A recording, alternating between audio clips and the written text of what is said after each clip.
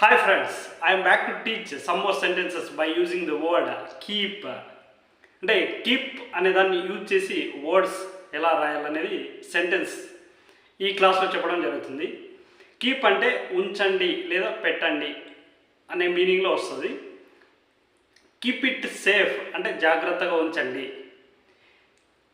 Keep it there అంటే అక్కడ ఉంచండి. కీప్ ఇట్ హియర్ అంటే ఇక్కడ ఉంచండి. Keep it on the table అంటే టేబుల్ పైన ఉంచండి. కీప్ ఇట్ అప్ అంటే కొనసాగించు. ఇది మీనింగ్ చూడండి. కీప్ ఇట్ అప్ కొనసాగించు. ఏదైనా మంచి పని చేస్తుంటే కీప్ ఇట్ అప్ అంటే మంచి పని చేస్తున్నాం కొనసాగించు అనే మీనింగ్లో వస్తుంది.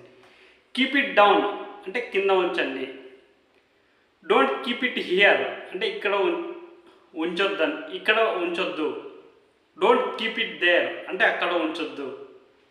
ఈ విధంగా ఫ్రెండ్స్ కీప్ అనేటివి వస్తాయి. ఇంకా మరికొన్ని సెంటెన్స్ చెప్తా చూడండి. కీప్ ఇన్ దిస్ మైండ్ అంటే ఇది మనసులో ఉంచుకో. కీప్ ఇన్ టచ్ అంటే కలుస్తూ ఉండు.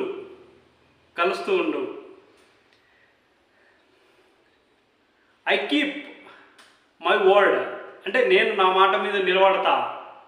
నువ్వు నీ మాట మీద నిలబడు అంటే you never keep your word. నువ్వు నీ మాట మీద నిలబడవు అంటే you never keep your word. Keep your promise అంటే నీ మాట మీద నిలబడు. ఇంకొన్ని లెంతీ సెంటెన్స్ చెప్తా చూడండి. I told the taxi to keep the change అంటే I told the taxi driver to keep the change అంటే ట్యాక్సీ డ్రైవర్కి చిల్లర ఉంచుకోమని చెప్పాను అంటే టిప్ లాగా.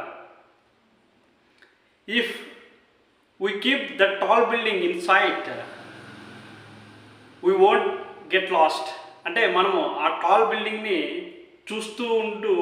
చూసుకుంటూ వెళ్తే మనం దారి తప్పము. ఈ విధంగా ఫ్రెండ్స్ కీప్తో అనేటివి సెంటెన్స్ ఫ్రేమ్ చేయొచ్చు. క్లాస్ నచ్చినట్లయితే like it, share it, subscribe it.